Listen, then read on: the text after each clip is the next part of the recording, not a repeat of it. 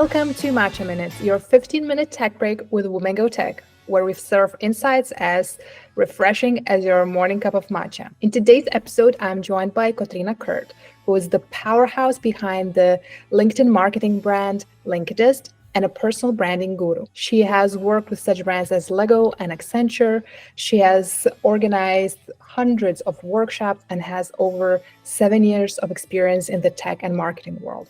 So whether you're looking to level up your career in marketing, in tech, or in any other industry, you don't want to miss this episode. Hello, Milda. So nice to be here. Thank you for having me. Yeah, we're really happy you found the time. First question, coffee, tea, or matcha? I would have to go with coffee. That's the most common answer. Okay, so let's start at the beginning. What was in your professional and personal journey that, brought you to that idea to start Linkedist? I think it was, a lot of times when I'm talking about it, it was actually because of the demand in the market that I saw that people and companies needed help with that. But that was also something I myself wanted to work with more. So all the stars aligned, and I was working within the tech field, and I could see like how much of an important it is for tech companies. And that's what kind of one step led to another, and it happened. So that I thought, let's give this a try. Yeah, you talk a lot about personal branding and how it's crucial, especially in the tech world. So how has that building of personal brand contributed to your success, on your own personal journey? Oh, it has contributed a lot. And I think not only to me, but to all of our clients and everybody whom I know, who I worked with or helped, also that Linkedist team worked with. It helped all of them because it helped people get better opportunities. It can help them get better career options and choices. It can help you to reskill if you're doing that and you're starting somewhere fresh. Your personal brand is everything because it has a lot to do with your network and the people that are aware of you. And so when the time comes and you need to achieve new goals, or whether those goals are for your organization or for yourself as a person, your personal branding is a great tool to help you get there faster. Do you have any strategies that you could share, for women who are maybe just starting on their tech journey, or maybe they're in some kind of like crossroads or transitioning to another level? Yeah, I think the most important thing is that when you're at the point of changing your career, it's good to figure out how you want that to be portrayed on your profile. Because a lot of the times, for the new employer, it's important to see where is the transition happening, how is it happening, right?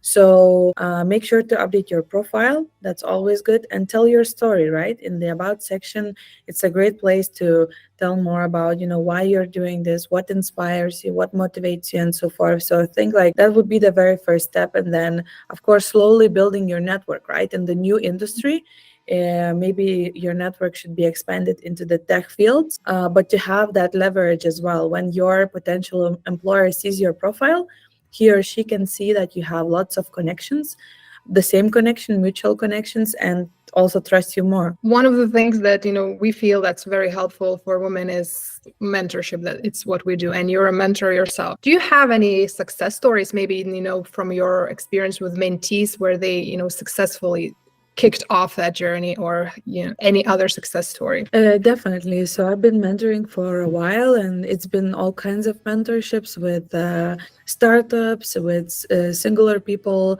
and especially now with Women Go Tech. It's been a great experience. And I think what is the biggest outcome of this mentorship is that not only you start believing in yourself much more because you have somebody who comes in and tells you all the details about the industry, but also inspires you to take that extra step, because for a lot of the times it's the confidence that we lack in ourselves to take that leap. So I think that's the biggest outcome of the mentorship, that you have somebody who is rooting for you. And the next one is, of course, like with my mentees, I always talk about personal branding and how they can start their journey. So for them, I think it's been beneficial to get some tips around that topic and, start posting and start building their brand. Yeah. On the flip side, how has the mentorship experience, influenced your life, professional, maybe personal, because it's kind of a two-way street, right? No, I mean, for me, it's like getting to know different people and also how people think of certain situations. What are the things that scare them? What are the things that matter to them, right? And trying to understand each different individual and their story and their journey because we're so different, each of us. So for me, it was more about okay, so what do people still struggle with? What are the scary things that they see, and that was beneficial for me to understand better when I will be looking for people as well myself in the future. As a businesswoman, as a woman in tech, as a mentor, you're in a position to really see behind the scenes of that tech world. Do you see, I'm pretty sure you do, some significant barriers for women entering tech or working in tech? And, how can we work to remove those challenges or at least, lessen them? There are definitely always a lot of things that happen that could still be improved. Gender bias is a very big thing, and sometimes when you go to these tech conferences, like the other time I was in a conference done by Amazon Web Services in Switzerland, and you're like 1 out of 10 women in a 500 people event. That really rings some kind of warning bell, that there's still a lot of work Yeah. that has to be done, and also the acceptance from the employers as well, seeing women in those positions that are mostly men dominated. That's, I think, the very first step to get that change happening. So yeah, lots of improvement still needs to be done, and there's definitely barriers, but it's changing. So that's the good thing. Yeah. Have you noticed some like changes in your work, like that something was one way like 5 years ago and now it's improved? Definitely. I see, some of the companies in Scandinavia, for example, they have implemented some of the strategies that, there has to be like equal number or approximately, the diversity has to be of specific kind, which is a good step to, getting forward with accepting more women into, like I said, male oriented or dominated industries, and the other way around, whereas women dominated industries. So I see like these changes within the government sector with the implementations of like new rules and regulations, but I also see like in people's mindset.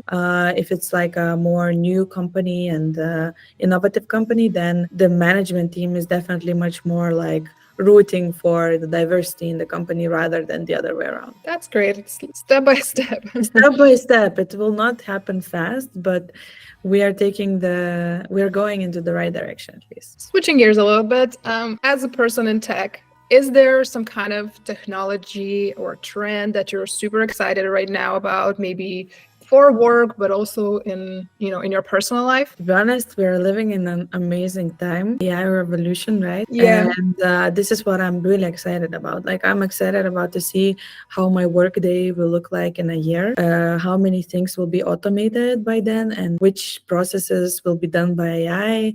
Will I be able to hire a AI bot in a year and as a full-time employee? So all these kind of thoughts are exciting for me, and I'm looking forward to see how that will look like. Are you in the team that's excited more from what I gather now? Because there's a team that like really worried about AI. I think like we are excited to, and we already are using some of the AI tools right now in the company, in the team at Linkedist, and we will probably implement them more and more.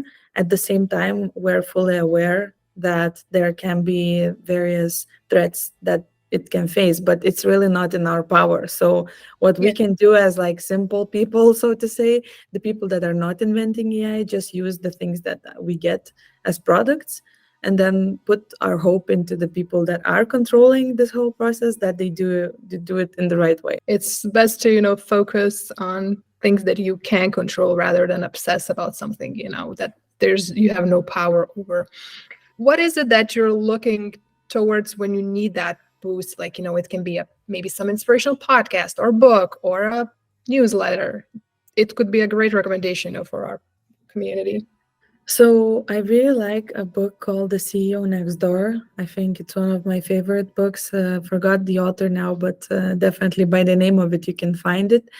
And Ego is the Enemy. These two great books that I usually reread. Otherwise, I have a circle that I call like business friends, And I always kind of talk to them if I need some inspiration or if I need some advice. So I think this is like a good strategy for everyone to not only have like a friend circle, but also business friend circle. How do you find them? Do you use LinkedIn to do that? I think like in the beginning, I used LinkedIn to meet lots of different people. And then during the years, you kind of out of every 15th person you meet, maybe you have a more strong connection. And then that's how I build it up. So before we wrap up, we always ask our interviewees, our guests, do you have any advice or any words for women, who are watching, who are looking to get into that tech world, like, in any capacity, like they're feeling, most of them, feel a little worried about not succeeding or not sure where to start and how, it's so overwhelming. Do you have anything to say to them? I can say that, first of all, don't be afraid to take that leap, because once you do it, the next leap will be easier. And if something doesn't work out, there's always more job opportunities during this around this space than any other space at the moment. And the next thing is that besides believing in yourself, it's also important just to remember that every employer, no matter which space you are coming into, whether it would be like super specific tech space, really values mindset, because a lot of things these days are Googleable, as I say, Yeah, knowledge absolutely. knowledge is Googleable, but mindset is not. So the mindset is what a lot of people care about. And then at the end of the day, if they hire you and you lack some of the technical skills, you can easily pick it up. Yeah, that's like really great insight, because oftentimes people focus, oh, I don't have this tech, specific skill, but it's not just that by far, and that's what we work to show people. So thank you so much, Kotryna, for these really valuable insights. For people who might want to connect with you or find you on the socials, as they say, where can they find you? So if you want to connect with me, make sure to send me an invite on LinkedIn. I'm also active on Instagram and Twitter, and that's where you can reach me. Wonderful. I hope many people will do so. So thank you once again, and I hope we'll stay in touch for many, many more conversations. Thank you so much, Milda.